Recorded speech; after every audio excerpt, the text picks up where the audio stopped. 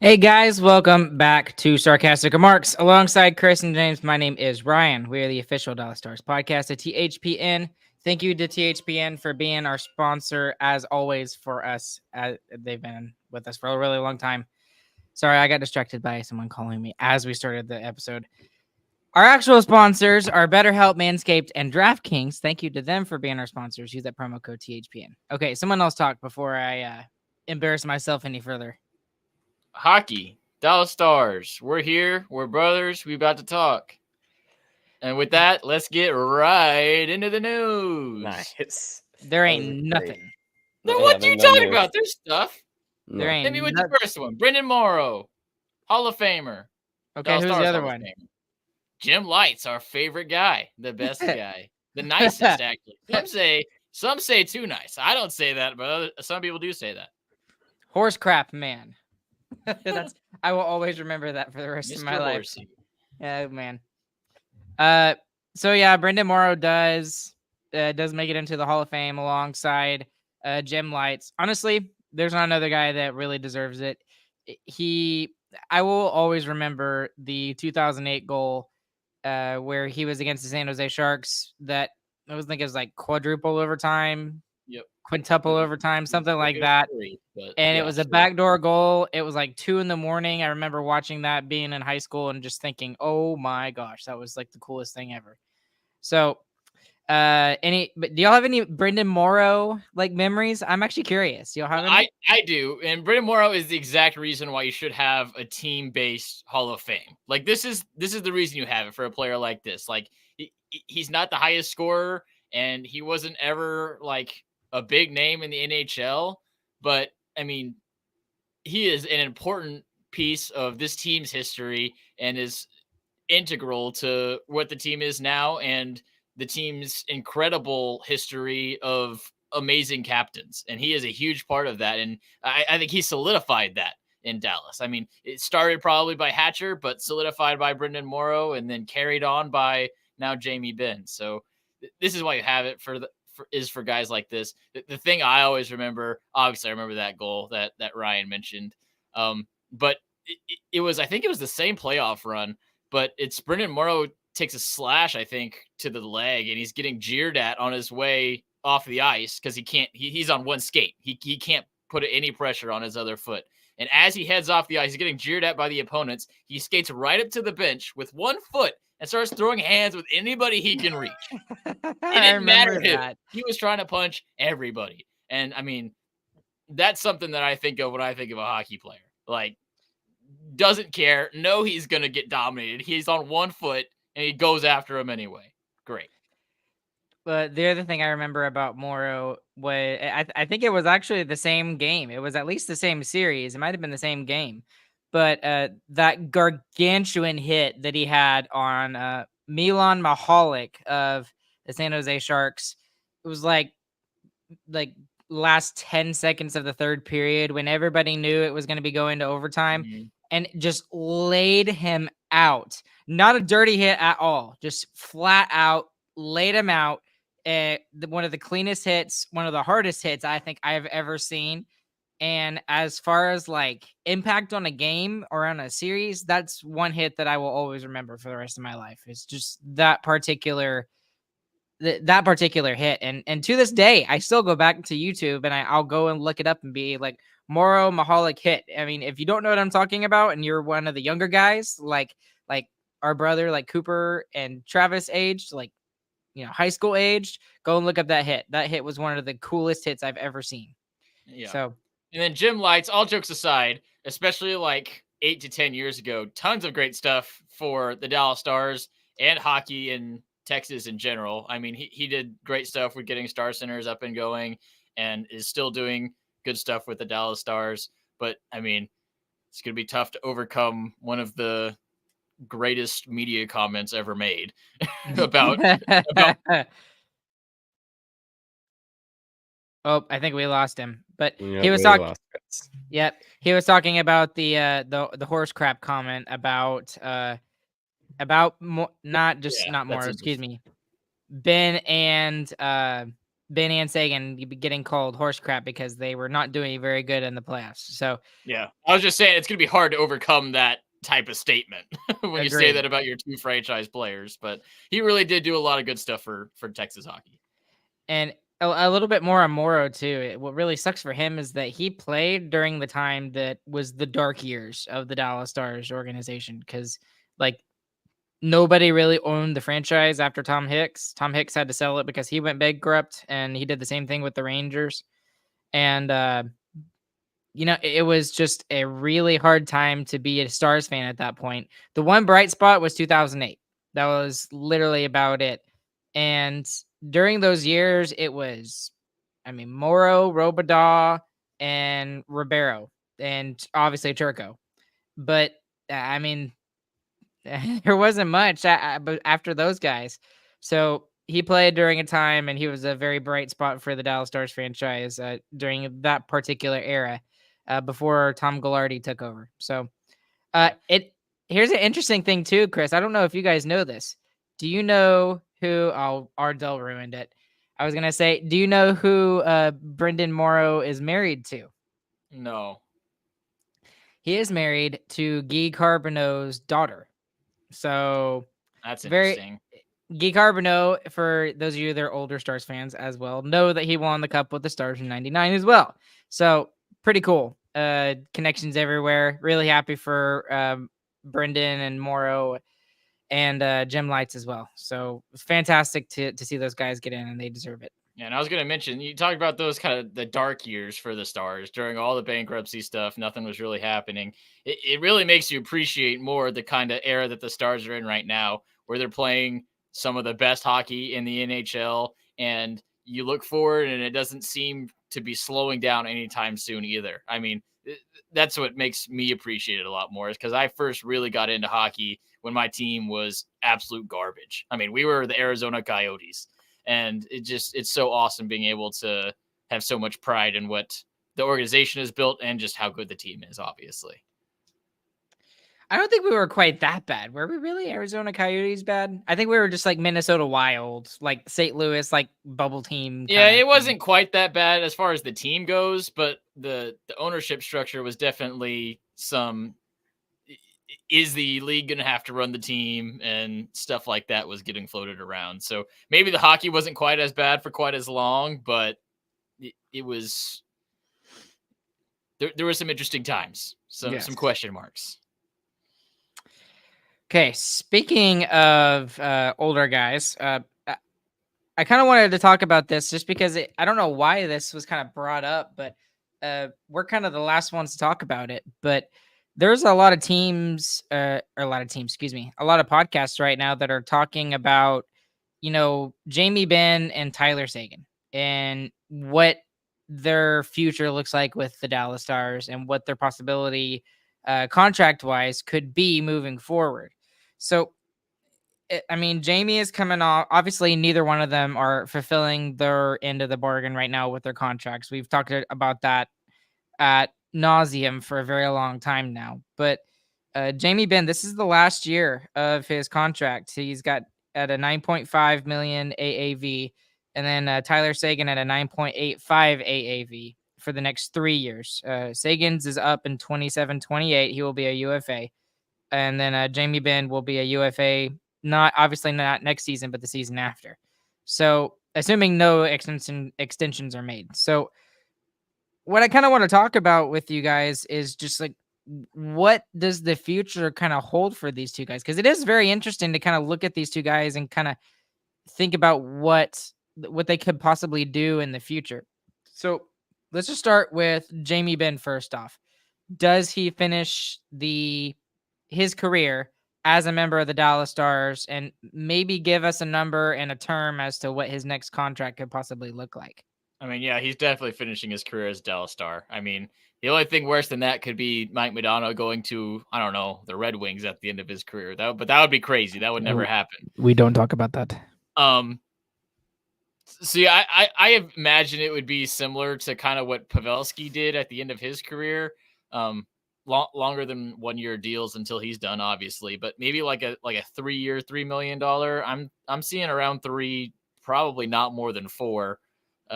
Just considering the stat output that they both kind of bring, it's right around a decent third line player, a not very good second line player, and I mean, to me, that equals 3 to 4.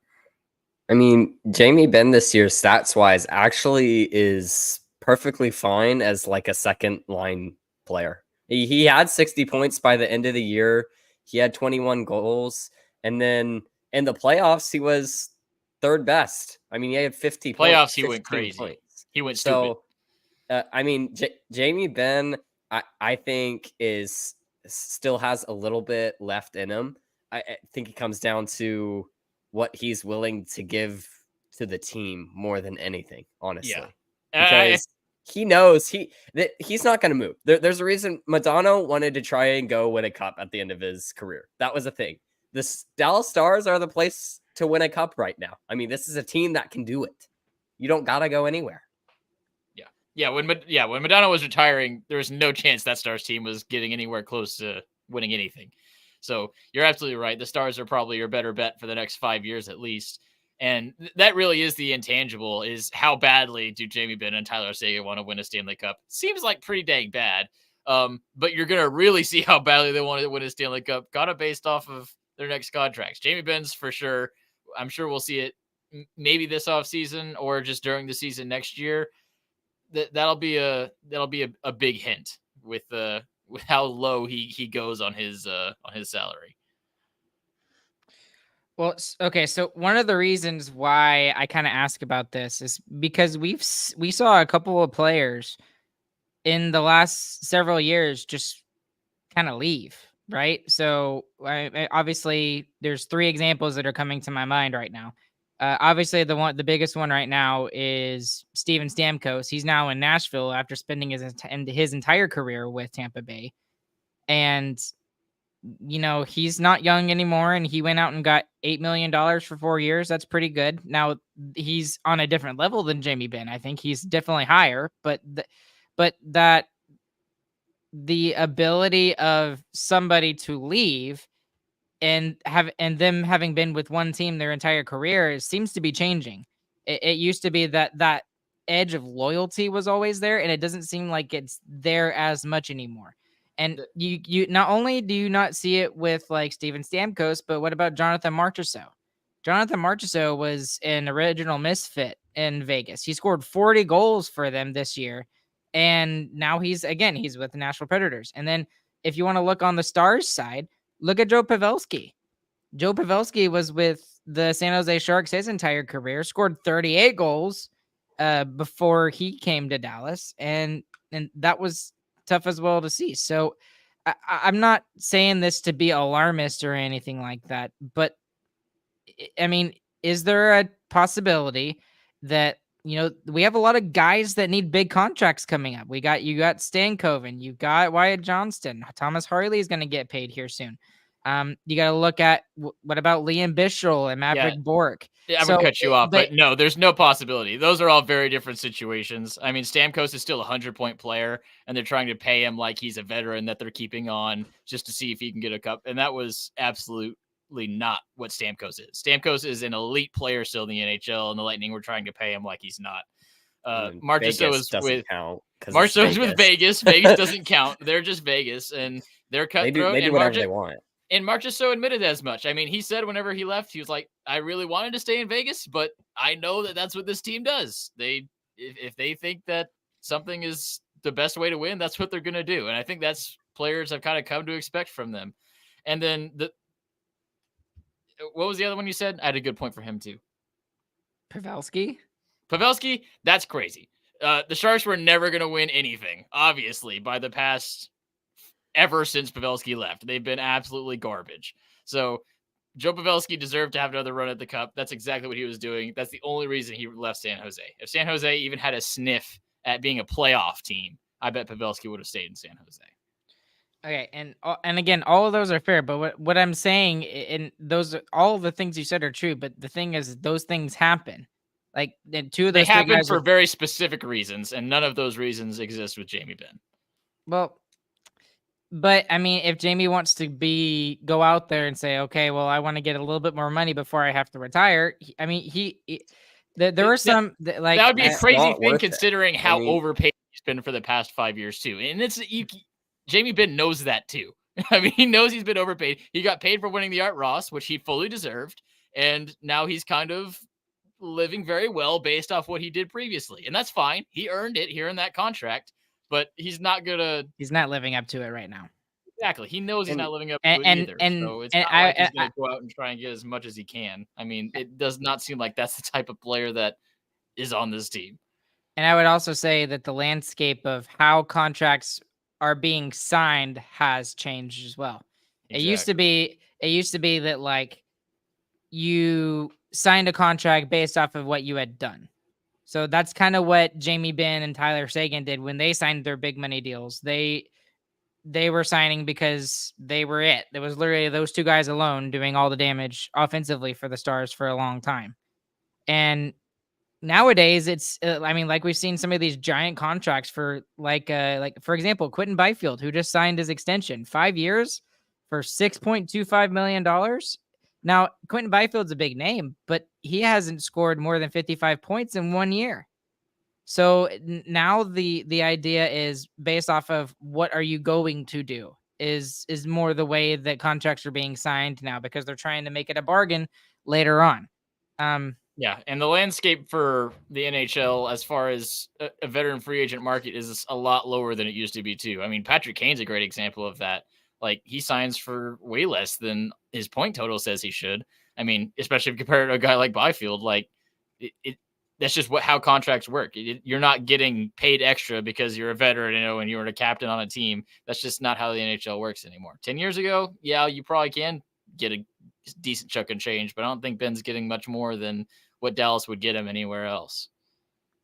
Now, some of the talk with Ben compared to Seguin is that Ben has been much more healthier over the course of his career than Tyler Seguin has. And it's not really Tyler Seguin's fault either. He's just gone through some really sucky injuries. He had his knee that he had some issues with. He had the torn labrum, which is kind of like a hip thing. And, hips are huge when it comes to being able to skate properly and getting power from your hips when you skate. So some of the things that I've listened to and I've heard from other Stars podcasts is that, yet Jamie Benn is definitely one of those guys you want to keep around and could, be productive into his late 30s. Tyler Seguin, maybe not so much. Well, I mean, you look at those stats, he's playing his role on this team now as well. As a third line player, he's perfectly fine. And I think, honestly, for where he was, I think he's getting better. He's learning how to play with his new limited mobility, and he's finding different ways to score, just like we said he needed to at the beginning of last year. So he's going to take a pay cut, obviously. He's not a $10 million player anymore, but it's not like we're not going to pay him $1 million to stay on the Stars. We absolutely are going to, and we're going to pay him more than that. So I think that's a little bit of fear bait, maybe. And there's a big difference between talking about re-signing Seguin now, because that's 3 years away possibly, and re-signing Ben.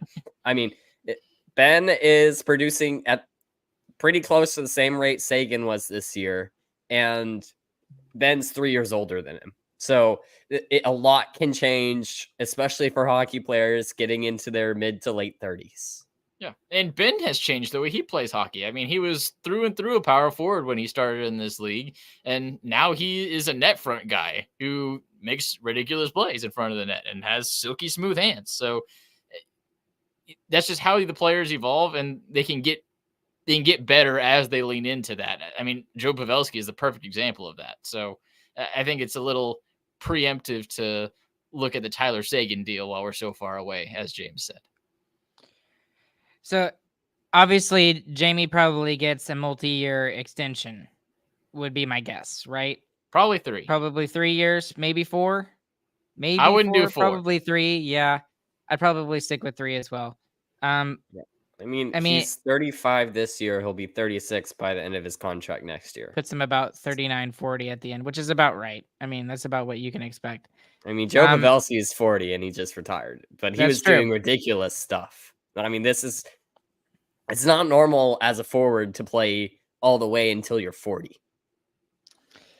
And then with Tyler Sagan, I kind of agree with a lot of people in the way that they were talking about him and the fact that he might just be a year to year kind of thing like Pavelski did until he's ready to kind of hang it up too. Now with Jamie Benn, I don't think he's going to get any like performance bonuses or anything like that. I could see things attached to Tyler Sagan's contract if that makes any sense. So, I think really the performance bonus thing is only a big deal if you need money for the specific year that you sign them, because it's pretty much like getting a discount off the first year is what the signing bonuses do. Yeah, because you pay him the next year on the salary cap. But I think that they need to figure out a way to make sure that Ben stays in his entire career here. They are. That's fear mongering. He's going to be. No, it's not fear mongering. Sure. It is. It's not fear mongering. We're bored because it's the off season. Makes sense. Maybe that's Jamie Benn is a Dallas Star. I just don't. It would be so weird because that would be a crazy alternate universe. I don't think it would ever happen. Like, can you imagine him being in like a St. Louis Blues like jersey or something like that? Well, I would throw up. The other thing is other players that are in their primes right now are even taking pay cuts. I mean, like Rope Hintz and Jason Robertson can get more than what they're getting paid right now. That's true. And they're in Dallas. Miro Heiskanen, I mean, look at that. That's a crazy deal. So, yeah. It's not going to happen. Okay. Let's talk current. All right. So Jim Nill has basically done everything this offseason except for one thing. And the one thing he has to do is re-sign Thomas Harley. So this might take all the way till training camp. We saw this with Jason Robertson a couple of years ago. You want to go look at our reaction live when we learned that Jason Robertson signed his $7.75 million deal. It's live on the YouTube channel if you want to go watch it. But my big question right now is, and it's a little bit more possible considering the cap space that the Stars have now, but before they got rid of Foxa, they didn't really have much other than to think of like a bridge deal. So like 2 to 3 years, maybe 5.5, 6 million, something like that. You know, they could move some players around and be able to get some more cap space and get up to that $7.5 million level. So what do you think the number is for Thomas Harley? And, you know, let's look at it from Thomas Harley's eyes first and his agent. Do you go for the long-term deal? You go for the full 8-year extension? Or do you just look for a bridge deal like 3 to 4 years and try to bank later? I mean, I think if you're Harley, you're taking a long-term deal. Just, I mean, as long as it's a high enough number, which it's going to be if it's a long-term deal like that. If you are trying to get Harley to take it, the problem is I don't think that the Stars really want to do that either on a long-term deal with Harley, and I'll kind of explain it. So Harley obviously had a great year for Dallas this year, really stepped into the role, solidified himself as one of the top defensemen for the Dallas Stars. But to sign him to a long-term deal, to me, that's kind of saying that this is the guy that we're pairing with Miro Heiskanen. And I don't think Harley's that player, honestly. I think he's absolutely our top 3 defenseman for us and will be for a long period of time as long as he sticks around. You don't even think he's a number 2? I don't think you want him to be the number 2. I think you want Miro Heiskanen playing on his strong side and to have a correct-handed defenseman playing with him. Maybe I should be clear about this. I still think your number 2 defenseman could be on the second pairing, if that makes any sense. Okay, if that's he doesn't have to. Then yes. The number 2 guy doesn't have to play with. Before we had Tanev, then yes, he was the number 2 best defenseman, I guess. Our whole defensive lineup is so weird right now because we could end up with a situation where our top 3 best defensemen are all on different pairs, just so that they can play on their strong side. Yeah, it is some funky stuff that they're having to do with the decor right now. Yeah, and then my other point was going to be, hold on, let me finish my point real quick. Sorry. Is that we've seen one full season of Thomas Harley as an NHL player. And he had a great playoff before that on a third pairing role as well. We had 1 year. I mean, we don't know if this is a for sure thing. And I know this is how the NHL works. And you said it earlier. You pay them for what they are going to do, not what they have done. But I mean, especially in a defensive role like he is in, I feel like you might need to prove it a little bit more than just 1 year before you go and give him an 8x8 deal. I know that's higher than what we would give him, but before you hand out long-term money like that, I think you want to be for sure. And I don't know if you want a long-term deal like that for your second pair left D man, honestly. I think you want 2 long-term defenseman deals, and I think you save one of those for the guy that plays with Heiskanen. Well, who is that guy then? I mean, right that's now, the thing is we don't have that guy yet, and we're not going to have I him mean, this we year. might. The guy might be on the team right now. It could Matt Dumba, the guy who got Miro Heiskanen the what's it called trophy, the Norris. The Norris. Thank you, sir. I mean, I don't think that guy is on the team right now, but do you really need a number 2 guy that's going to get paid like that to play with Miro Heiskanen? I don't think you do. I don't think you need it, but I think I think and I know we're kind of going in circles around with the defenseman, but this is all relevant to the Harley conversation because that's kind of defining like what his role is and what it's going to be moving forward. What's interesting about Harley is he had a fantastic playoff last year where he just came in the last 6 games of the regular season. They went 6-0, and then they had I don't want to say unexpected playoff run, but it exceeded expectations. And then this year he had double digits in goals, which was nuts for a defenseman. That's fantastic. I love to see that. And then he was nearly invisible in the playoffs. He's still solid defensively for the most part, but his offense was absolutely. But for the most part, but it wasn't. He was solid defensively, like 75 to 80, maybe 85% of the time, right?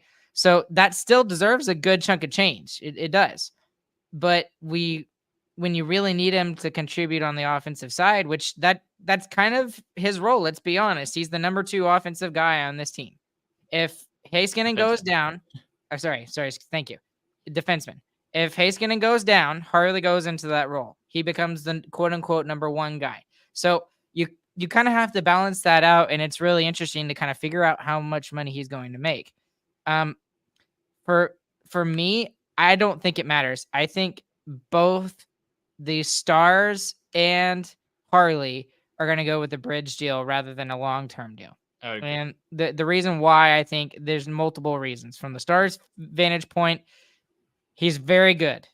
Fantastic guy. Almost was leading the NHL in goal scoring for defensemen at some points during the regular season. But, he kind of faded off and was not there much during the playoffs. But at the same time, when Miro went down for a period of time last season, who saved the Stars' bacon? It was Harley for a good chunk of that. And so he deserves some compensation there. But if you're Harley and you're looking at it from the other side, if you go through like a 3 or 4 year deal and you get like $6 million, and at the end of it, you're just as good as Heiskanen, if not better, you can really bank in after that. And that's with the salary cap going up. So you could be asking for $9-10 million if you're going to be that guy, you're going to be that fantastic. Yeah, so I think it's important to explain here how the different deals would look as well. If you give him a bridge deal for 3 or 4, you're probably looking around $3 to $4 million as well on that bridge deal. If you give him the long term, you are looking at a lot more because the contract is going to anticipate the cap rising in the future. So you're going to be paying more for him now than you would on a bridge deal. So that's what you're looking at. You're looking at overpaying him for maybe a year or 2 until the cap goes up to potentially get some savings at the end of it. That's kind of what your gamble is with a long-term deal. And especially with where the Stars are at right now, so close to the cap, just giving away players for free to create more room. I mean, they don't have the space, I feel like, right now either to give them a long-term thing like that. So I fully agree with you for the reasoning for Harley, and I think that's the reasoning that the Stars have as well, is they want to have that space and they want to have the confirmation that Harley is that player too. Well, it's really weird too, because it's almost like he's like right in the middle. Like he's not quite at like a bridge deal, but he's also not quite at that, that Miro hints, status of getting that 8-year deal. So it's almost like you could go with like a 5 or 6 year deal and it'd be okay. So, I mean, how old is he? Is he 22, 23? He's 22. So and he's only played 1 full year in the NHL, so he wouldn't become a UFA, an unrestricted free agent until he was 27. So if you give him a 5-year deal, that gets him all the way up to unrestricted free agent status when the time of the contract is up. So for Harley, you might be looking at a 5-year deal because you're walking yourself to UFA status at that point.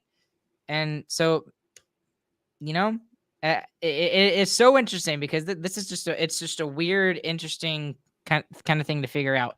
I think you talked about the 3 to 4 year deal, Chris, for the bridge deal. I think that's a low ball with what you said, like 3 to 4 million. There's no way with that's RFA not gonna get and it not done. having arbitration rights. No, yeah, it is. That's not gonna get it done. You're looking like 5 to 6 million for Harley. No. So he is just as important to this team as Lindell is, and But he is does an different. RFA with no arbitration rights. So I still agree. think I mean, value-wise, I absolutely agree. He's just as important, if not more important, probably than Lindell. But when you're an RFA, I'm 3 to 4. I'm saying 3.5 is probably his low. No, you're going to be utterly befuddled. He's not getting anywhere near $7 million. I'm not saying 7. I'm saying 5 to 6. That's where I'm at, between 5 and 6 million. He could get 5. If I see a 6, if I see over a 5.5, I might lose it. Nah, well, there's cap space up to 7. So if they wanted to go nuts and do, just because they have the money to pay him doesn't mean that right. They should. And I'm not saying they're going to, because they want to be flexible and give themselves some cap space. So if you want to do 5 or 5.5, that would be my thing, in my opinion. James, you're awfully quiet. What do you think? Yeah. I'm kind of sitting in the middle of both of y'all, which one I'm kind of letting y'all just have at it, because I'm thinking like in the 5 range too. I don't think it would go like anywhere. 4.5 to 5.5.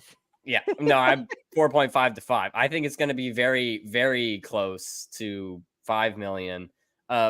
It's just that there's not as much cap space as you actually think there is, because we still have to pull up a forward from our AHL team onto our main roster. We haven't done that yet, so that's close to another mil off the cap as well. And then you're also thinking, do we want to have Bischel to start the season this year too? And if you want that to happen, you have to make space for that as well. And there's all these little different things. And when we're playing with so many different prospects that we're trying to get into the roster now, we saw last year we couldn't get Stankoven into the lineup until someone got hurt. That's the only way we got Stankoven into the lineup. Someone got hurt, and that's how he got in. Dodonov got hurt, Stankoven went in. That was it. Yeah. I mean, if we would have put him in sooner if we could, I'm sure, especially with how well he ended up playing. I mean, he would have been in the lineup like by December. Yeah. So I think there might be some... That's why we see that there's a lot more cap space than is actually necessary to sign Harley, because we want more space to move players around from our AHL roster. I also think y'all are underestimating how much power teams have over RFAs too. I mean, you look at the Robertson contract. He almost set the franchise record for points and then signed for less than $8 million. People were saying 11 was his minimum all over Twitter, and he signs for less than $8 million. Jake Ottinger I'm pretty sure his contract is $3 million a year for a top 10 goalie. $4 million a year for a top 10 goalie. So yeah, the RFA stuff is a lot of power that a team has, and that's going to keep the number well down. I mean, I saw the comment saying you can't overpay Lyubushkin and Dumba and not pay Harley. If he was a UFA, that's probably true, but he's not. So he's handicapped by that technically for how much money he can make. If he was on the free market, I bet he definitely gets the 5 to 6 that you're saying, but he's an RFA. It keeps his money down. The other thing, just to kind of prove your point of you have to prove it more, Chris, is like Robertson. Yes, he almost set the franchise record for points. This year he had a massive drop back from that. I mean, he had 80 points. Like, that's still spectacular.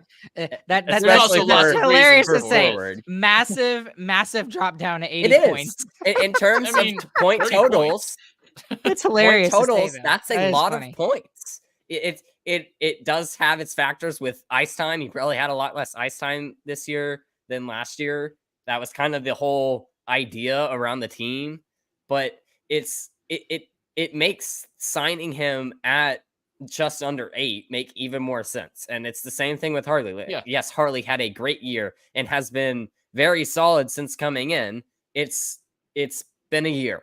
It's tough to know how much a player is going to do. And even Robertson had been doing it for 2 years, and we still didn't give him the 8. Yeah, it's just an extremely interesting conversation because, I really have no idea what this guy is going to get. And we're not going to know till the month of training camp either. So right, that's the other thing. It sucks. We'll be talking about this for the next, literally till October, maybe till October. Yeah. So I really hope it gets done before that. There's like a random day in August when I'm, out on the blacktop or something, and I get a notification he signs a contract. That'd be nice, but I doubt it. Okay, we got to move on because we're already running out of time if we're trying to keep it to an hour. Okay, we are going to go through the roster players for the Stars last year's who were on the offensive side. And we're just going to keep it to them for today because then we'll really run out of time. And we're going to give them a grade. You can use A, B, C, D, E, F. Don't care. You could do pluses, minuses, however you want to do. So I think this would be fun to do it this way. And we just each of us kind of picks a player. We just keep going until they're all gone. So who wants to go first? I'll go first. Jason Okay. Robertson. He gets an A. I give him 80 an A points, as well. Point leader. We already mentioned his points did drop down from last year. He was not almost breaking franchise records, unfortunately, but that's also because that's what the team identity was everybody scoring. We're spreading the points around. We're spreading the ice time around. If we did what we did the year before and hung on to that first line for dear life and squeezed all the goals out of it that we could have, I'm sure he would have gotten close to it again. Yeah. And this is where his contract really helps him. I mean, if he has a $10 million contract there and you're looking at 80 points, that's a little rough, but you can't really fault him. This is his first kind of like setback year that he has ever had. And it is though. Exactly. This is his first year where he took a step back. Leading the team by 20 points, over 20 points. Step back. Tough to be Jason. So what I really liked about his game this year was the fact that he looked like a different player. His biggest weakness that he worked on 2 years ago was his skating. He got better at his skating 2 years ago. Last year, he was kind of criticized a little bit for kind of being a lanky player, not being that. I don't want to say like physical player, but just filled out. Yeah. And this year he showed some aspects of toughness and some, kind of, I'm not going to bend over. I'm going to different word. But like, not going to fold. There you go. You're not going to fold, but like, you're going to, he looked a lot better this year on the physical side of the puck than he has in the past. And the only thing that keeps him from getting an A+ is because he wasn't as huge a factor as we wanted him to be in the playoffs. That's the thing that keeps him out from an A+. I show the playoffs as a plus side for him because I think he learned how to play in the playoffs because his play style isn't really well suited for Stanley Cup playoffs. I mean, he wants to draw calls, he wants to get on the power play, and he wants to sneak around and have nobody notice him to score goals. And that doesn't really work for the playoffs. He gets a target on his back. A team can focus on him for 7 games. They can game plan for him, and that really hinders him. And I think his mentality shift this year to be more physical in the playoffs and impose his will a little bit more was definitely something that he grew in this year as opposed to last year. Yeah, and it's once he gets punched, he doesn't like skate away from scrums and stuff anymore. No, he gets back up and he punches the dude right back. It's every time. It's the it's the big hit in the Vegas series that you see. It's like, that doesn't make any sense. That's not Jason Robertson, but that's the type of stuff that you need from someone who is actually extremely big. The dude's massive. You always forget about it. And he's 6'3", isn't he? I think he's 6'3". Yeah. He's a big hockey player, and he used his size to his advantage this season. I'm gonna move us along because we're gonna go too slow. Joe Pavelski, 67 points this year. S+++. Greatest player ever. I have to give him an A+ just because he is Joe Pavelski. It just really sucks that we didn't get him to the finish line where we wanted him to be. That's all. But I can't give him anything less than an A+. Yeah, you take away his postseason. I mean, A+. It's the best season ever played by a hockey player over 38. That is true. There's some truth to that. That would be interesting to go look back at other players and see how very specific. Very specific. Like, how did Wayne Gretzky do at age 38? Stuff like that. Okay, James, your turn. No, I agree with you. James agrees. Wyatt Johnston. I'm just going down the points list. A+. Wyatt Johnston gets an A+. I mean, that's he did it. He took a step in the regular season. Sophomore slump. It wasn't a massive step, but yeah, in the sophomore slump, he actually does progress and becomes a solid center in the NHL. And he flirts a couple of times with the top line in the regular season. It didn't work out, and then he learns in the playoffs and really figures it out and pops off. I mean, it wasn't just the playoffs, though. If you remember, because he started that at the trade deadline. He got on the line with Ben and Stenkoven, and they caught fire, and that was the line that carried us through the end of the season. You remember that line during the San Jose Shark game? We were down like 6-1 or something like that. Like, won the games. Him and Stankoven he's just like, whoa, we're not losing to the San Jose Sharks. Yeah, I mean, it was Johnston is far and away one of the best players on our team. I mean, he's the most dynamic, in my opinion. Like, he's become the X factor of this team. There's someone who needs to get something done. Johnston's gonna go do it, and he can do it in every situation. Yeah, and if he takes another step this year like he did last year, he's going to be one of the best players in the NHL. And that's a much harder step than the step he just made, but it is legitimately a possibility. Question: on the top line with Rope Hintz and Jason Robertson, does he get to 40 goals? Controversial opinion. He doesn't play on the top line. They might want him at center. They want him at center. I think that's they play the most on the top line. That's going to be really interesting to start the season to see how the lineup looks, because there's a lot. I don't think they're gonna play him with Robo and Hintz unless I think he'll start there. I think he'll start with Robo and Hintz, and I'd say if he's on the top, we can't go down that rabbit hole next. We'll wait till next week. We'll do that next week. We'll have to wait. Okay. But A+. James, what did you say? I S. I give him above an A+. Yeah, he was amazing. Distinction. A+. Next is Rope Hintz. This is probably the first interesting one, maybe. A-. I'll give him A-. I'm gonna give him a straight up B. Mostly, that's what I was gonna do. Mostly for playoffs. It's not totally his fault either, because again, he was fighting something at the end of it. But that was your best player in the playoffs last year, and you need him. Yeah, the style he plays is so good for it, and it ate him up this year, man. Yeah, I agree. I'm going solidly on a B too. And I think even regular season, you can argue it a little bit that he didn't have the same, like you said about Johnston, he didn't have that X factor. He didn't have the same impact on games that he had in other times. And he definitely showed it during individual games, sprinkled throughout. He showed that he can be that guy, but it wasn't as frequent as you'd like your number one center to be. I mean, if you're ranking number one centers in the NHL, he's probably not in the top half, honestly, if you think about it. So, yeah, there you go. B. I don't know about that. That'll be interesting too. Not for today. Yeah, not for today. Another one. I need to remember these conversations we had. Okay. Offensively, let me mention that. Offensively, not in the top half. Sorry. Maybe not this year, but I could see him doing better next year. My turn to pick one. I'll go Matt Duchene. This is another interesting one. If I could split this up, he get A+ for the first half of the season, a B for the second half, and then like a B- for the playoffs. It fantastic beginning of the year. He trailed off towards the end of the season, and in the playoffs, the one thing he did is he did put the Colorado Avalanche away in overtime in Game 6, which but is that's probably the it. highlight goal of the season. But Right, yeah. but that's it. That's all he did during the playoffs, right? So I guess that averages out to like a B or a B+.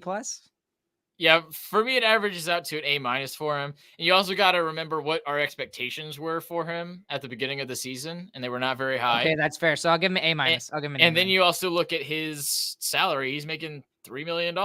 So, yeah, for what he's getting paid, he's probably higher than an A-, honestly. But the postseason, not seeing him there when he could have made a really huge impact, that's definitely what kind of gives you that little feeling in your brain whenever you're trying to grade him on his entire season. But if he can figure out a way to get his emotions in check and to keep that consistency that we saw throughout the season, I mean, he's going to be the biggest steal 2 years in a row.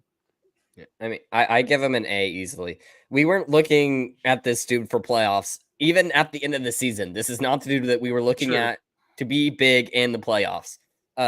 He did less than we wanted him to still, but that he's not the reason why the playoffs went the way they did. So he was spectacular for coming in. First year is normally very hard for players on a new team. He did spectacular. Didn't skip a beat. He's also a guy that's used to switching around teams, though, too. So probably not as big a deal for him as it was for a long time. He was there for a long time, but he was also in Colorado for a while, too, before he moved. So I think that's something that he could recall on. Well, yeah, but they were both extended stints, kind of. You know what I mean? Well, he did jump around there a little bit. So he went from Colorado, got traded to Ottawa, then he got traded to Columbus for like a brief stint, and then took the Nashville deal. Yeah. So it's also the way he left Nashville too, though. Yeah, that is true. That is fair. Okay, all right, moving on. I'm gonna pick another one. Jamie Benn, A+. I think that's an A+. Yeah. Yeah. His play was pretty solid throughout the duration of the regular season, right where our expectations expected him to be at. You have to ignore the cap hit. Yeah. Ignore the cap hit. This one. But the expectation of him going into this season was almost exactly where you wanted it to be. And he even had a goal scoring streak game wise during the regular season. I think it was like 6 or 7 games. That's really what saved him too. He elevated his play in the playoffs, and we've argued about it for months now. He was probably, other than Wyatt Johnston, was probably the best forward on the Stars in the playoffs. And definitely his second half of the season was really, really big for him. I mean, you could say that about most players on this team. There, at some point during the season, someone was doing ridiculous, and the other players were like, they were there. But that second half and down the stretch, he was spectacular. I mean, out of his mind for what we expect from him now. All right. Chris? Miro Heiskanen. Oh, no, we're doing defenseman. Mason Marchment is the next guy up there. You said Miro Heiskanen. Wait, we're doing defenseman, and then changed to Mason. I meant, wait, that's a defenseman. Wait, that's a defenseman. You're starting to sound like me on some of this stuff now, Chris. Mason Marchment, he's another one that was just kind of... He actually met expectations, I think, this year compared to last year. Like last year, I think our expectations were a little too high, and we were really excited about having another player that could be like Jamie Benn. And he kind of didn't live up to that last year. And then this year, I don't think he exceeded it, but I think he met the expectations, maybe even exceeded it a little bit, especially with him on that line with Duchesne.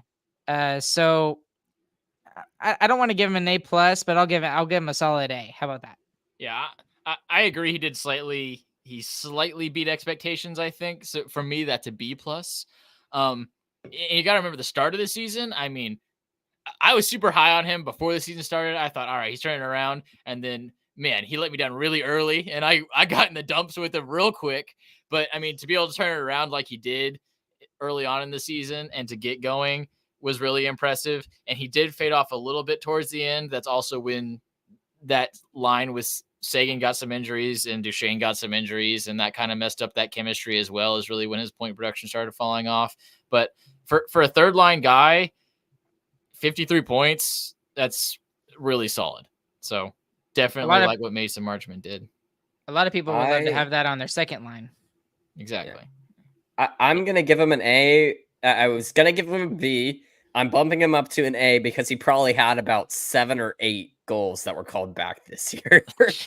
So the amount of goals he scored this season that did not count, that was ridiculous. And I think he still made it to 20 goals. Yeah, he did. He did make it to 20 goals. So I mean, he could possible 30 goal scorer. Yeah. Tyler Sagan. A lot of them were like this tiniest little offside ever. Or the offsides that happened 3 minutes ago. Yeah. Yeah. Oh, I can't stand that. Okay. Chris said Tyler Sagan. Tyler Sagan.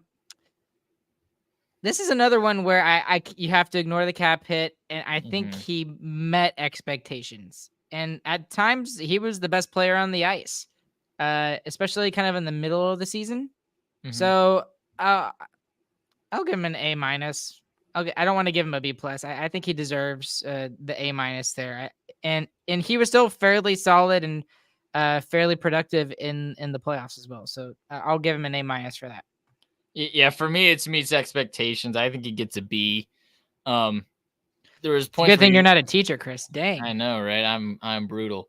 He really seemed to figure some stuff out this year. Like I mentioned earlier, he's figuring out how to play a different style of hockey, which can be tough for a guy that used to just rely on his pure natural talent to beat guys. But he is starting to figure it out.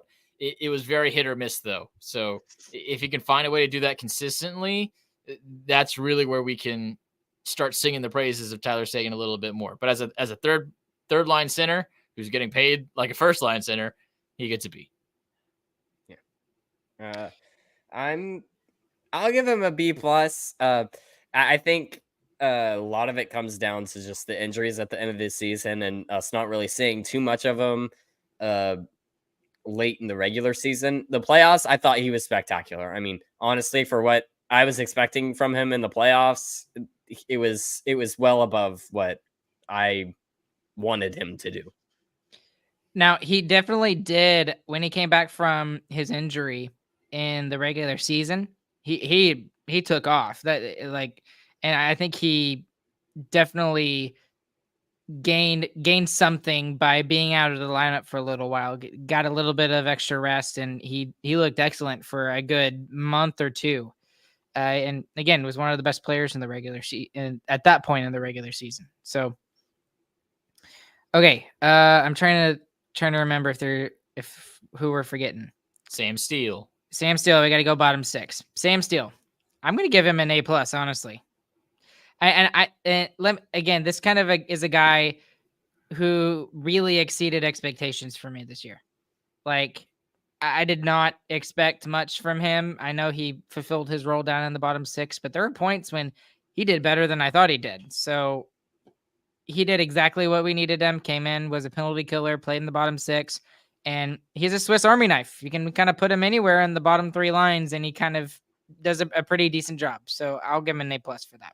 Yeah, I give him an A. He definitely played the fourth line role well. He was tenacious on his attack, very good on the forecheck, kept pucks in the other team's end as much as he could.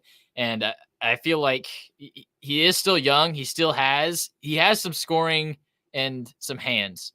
And that's something that still can develop. It's a little bit late for it, but it's still definitely a possibility. I love that he's re-signed for next season. And I think it's a player that could still be something, and he's already a good deal right now. So, yeah, I mean, there's not much you could have really asked from being on the fourth line, making $1 million.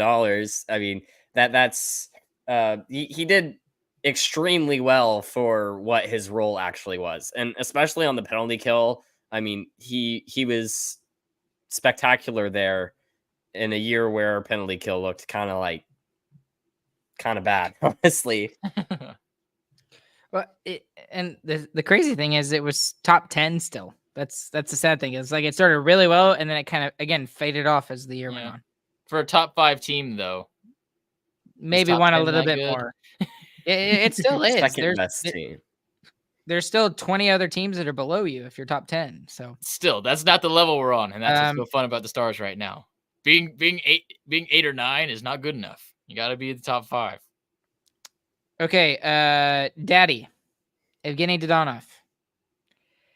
This is another one that I think exceeds expectations a little bit, and I think it hurt him, especially being out for as long as he was. So it's kind of hard to give him a grade, but when he was in the lineup, even in the playoffs, there were points when I was like, "Wait, was that Rope? No, that was Dodonov. He's got some legs to him. He's got some speed." So maybe I'm being too nice. I'll give him an A-, but that's what I'll give him. Yeah, I'm thinking B.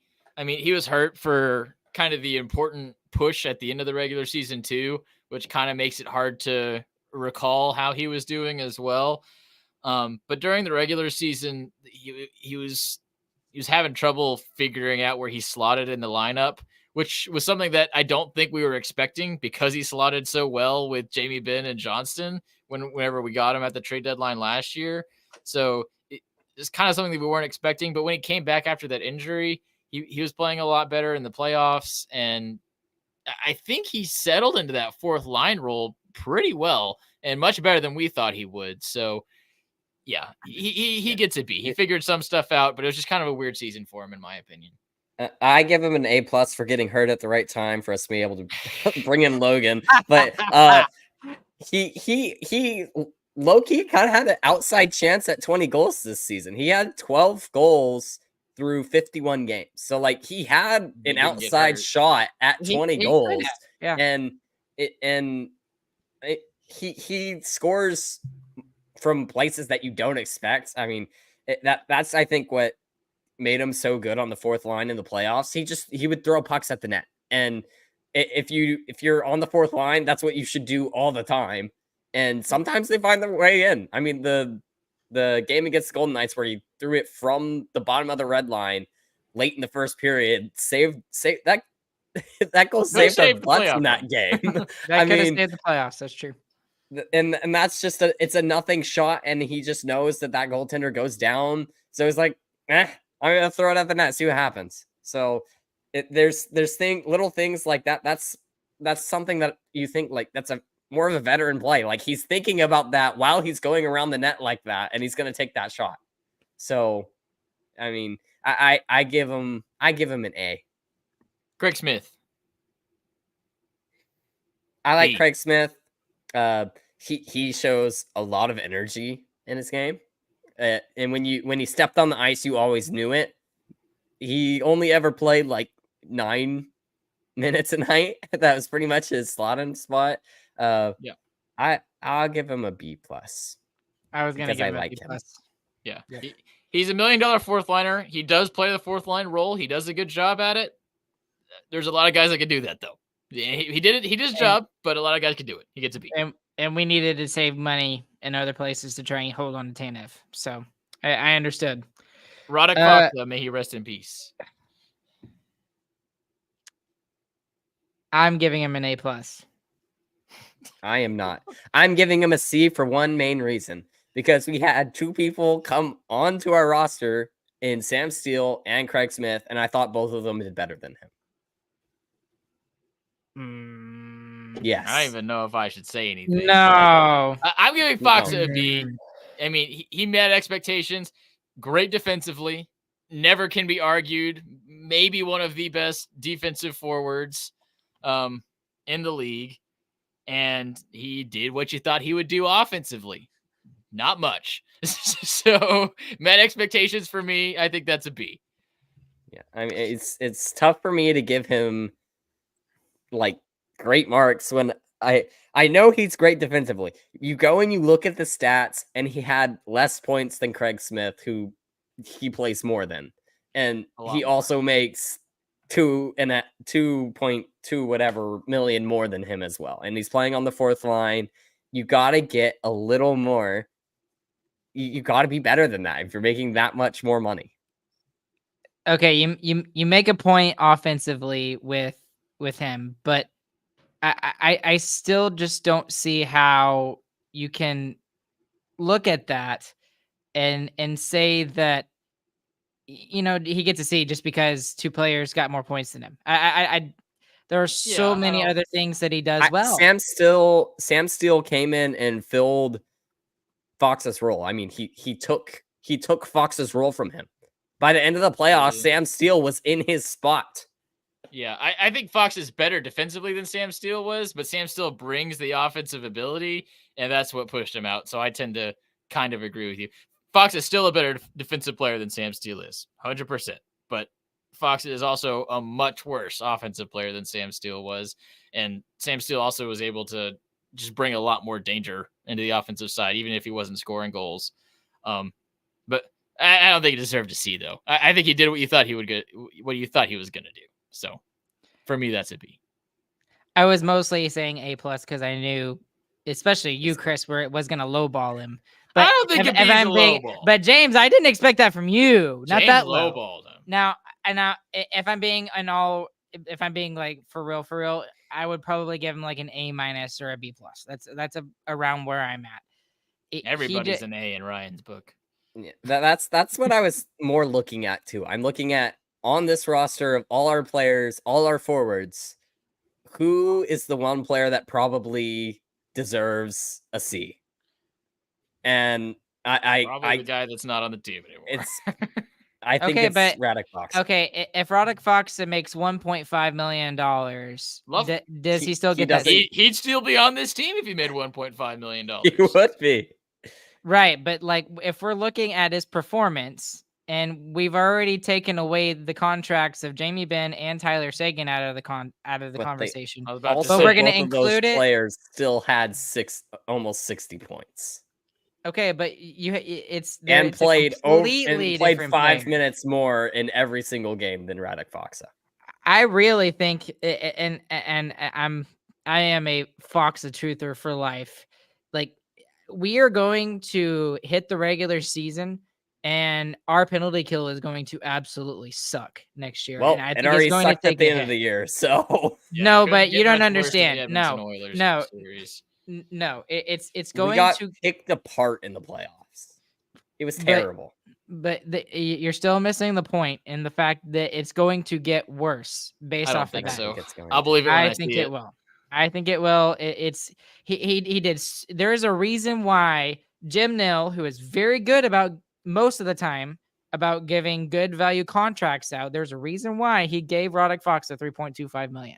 There's a reason why they gave him away for nothing. There you go. Because there were other things at this point in the Stars organization that they needed to focus on, and Jim Nill, playing puppeteer, had to give some things up in order to try and get some other things. The right-handed defensive problem was more important than trying to win faceoffs, in his opinion. So that's why we lost him.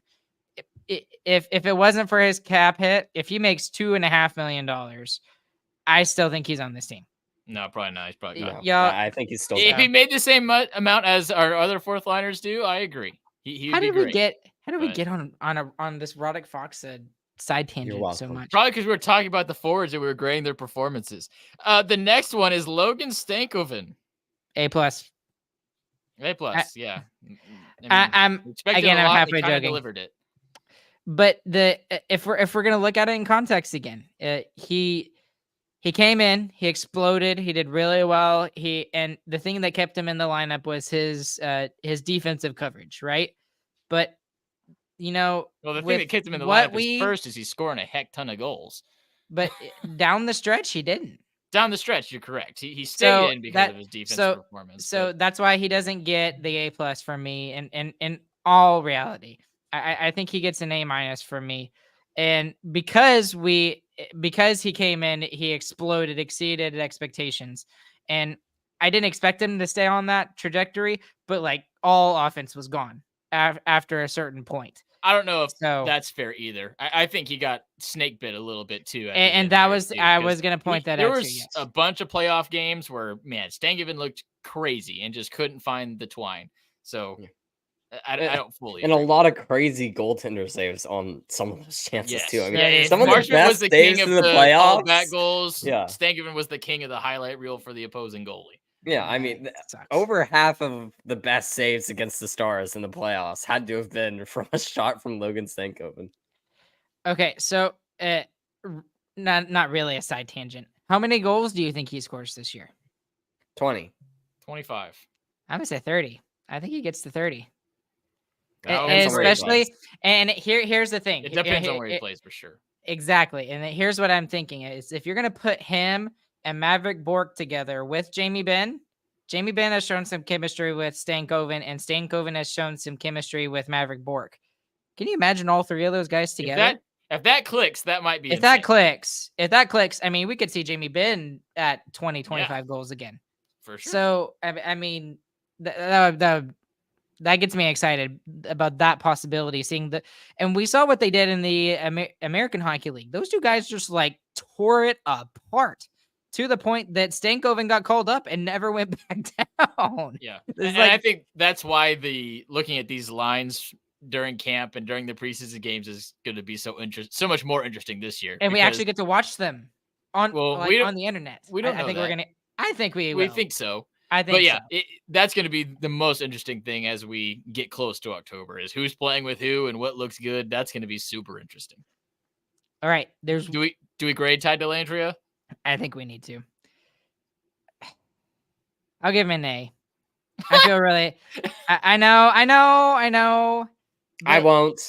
He's a guy. This segment is Ryan likes the Dallas Stars and the Dallas Stars players. He's a guy that on most teams he would get a lot more ice time in the bottom six, and there was just nothing here in Dallas, and I feel for him. I really wish I'm okay with losing Foxa because of the cap hit and because we were able to get some much needed defensive help, but I really wanted to see Dellandrea stay here. He was such a major penalty killer for this team last year. And that's why I'm even more concerned about the penalty kills, because not only do we lose Foxa, but we lose Dellandrea too. Yeah, well, there's a reason why he didn't play this year. And there's a reason why Jim Nill, before the season started, got two other players that play the same role that Dellandrea does. It's because he figured that he wasn't going to be good enough. He was a really good extra forward this year, I think, for us. He did very good slotting in. Most other teams, I think he is an everyday fourth liner for sure. Unfortunately, that's just not where we're at. What is that? Butt kiss. Ardell comment. Stars best in the West, almost won President Cup. Ryan is grading well. Why, thank you. I appreciate that. The forward group was awesome. Yeah. The forward group was awesome. It was probably the deepest forward group. And that's why I only give one C. And it's the Ty Dellandrea. C. There's a reason he's not on the team anymore. Don't listen to the hate, Ryan. I give Deli a C as well. I lied when I said there was only one who deserved haters, it. Man. No, Deli deserved it. His course, he ran his course. He was a great 13th forward for this team. I mean, he could come in. He had a lot of energy. That was his job. His job when he slotted into the lineup was go skate your heart out and make everyone realize that you're on the ice. He was pretty terrible defensively 5-on-5. Whereas on the penalty kills, he worked. No, 5-on-5, Ryan, he was a huge liability. No, there's a reason why. There's a reason why he was not in the lineup, and a big part of it was because he defensively, even strength, he was a problem, and it was over and over again. It felt like, and there's just a reason why he could not stay in the lineup. And a big reason for that, I think, in his defense, is that he wasn't playing every day. I mean, it's hard to keep up to that speed whenever you're barely playing any hockey games. And I think he's going to take a big step with whoever he's playing. Who's he with? San Jose? I don't know who he's with. San Jose. I think he's going to take a big step there. I think he's going to be great on their fourth or third line. So yeah, there was two forwards on the entire team that were negative. It was Evgeny Dodonov and Ty Dellandrea. You know what? Ty Dellandrea gets a B- just because he can't stay on his feet. It's always getting knocked over. That is one thing that he could never do. Is he's such a, and he's not the smallest guy on the team. Like we saw Stankoven get blown up a couple of times in the playoffs, but Dellandrea, during the regular season. All the time, dude. He all puts the himself time, in it the felt worst like. positions. Yeah. And the Yeah. dude is not small. He's 6'2". He's Yeah, 6'2", and he's and it constantly yeah. getting exploded. Yeah, I don't know what that was. Maybe it was just because is he like does he not weigh as much as the other guys? I wonder if it's because he he's weighs lanky. 190, but like he See, puts that's one. himself in the worst position possible to get hit. It's all the time. I don't know. I don't know. Are we saving the Who Cares segment or are we sending it anyway? What do you think? This is James' segment. That's James, not you my want... segment. This is Oh, Ryan's it's actually segment. mine. Oh, it is Ryan's segment. Well, let's do this instead. And this will be this is another hockey thing, but it'll be fun. And this is something I want to pull up. I'm stealing it a little bit from Grav on YouTube. Oh, this will be quick. No, we're not doing this. We're not doing this. This will be fun. We're an hour. It will be fun. We are doing this next week. We're an hour 12 in. Oh, come on. Fine. We're doing that next week for sure. All right. Well, we're already at a minute 13, so let's just save the Who Cares segment for minute another 13. time. An hour 13. Sorry. There's not much going on. I really hope when it comes to Harley that we see a decent cap hit. I mean, if we get him for 3 or 4, like Chris says, that'll be fantastic. You're about to be so excited. I don't think so. I think it's going to be 5 to 6. James thinks it's like 4.5, so he's kind of in between. But as always, guys, we appreciate y'all listening along. I had a bunch of fun with you guys. Thank you, James. Thank you, Chris, for doing this as always. Thank you to our sponsors, BetterHelp, Manscaped, and DraftKings. Goes to promo code THPN. SarcasticRemarks.com is the website. SarcasticRemarksShop.com is the merch place. Go check that out. It's the best way to support us and what we do here. Follow us on social media anywhere and everywhere at StarcasticR. And as always, please click like and subscribe on YouTube and leave us a 5-star review anywhere you listen to your podcast. Along with Chris and along with James, my name is Ryan. We'll catch you guys on the flip side. Hope you guys have a good, fantastic morning, afternoon, evening, whenever you guys are listening. And X kind of sucks because you can't stream on X anymore without a premium membership. Thanks, Elon. That sucks. Thanks, Elon. You'll have a good night.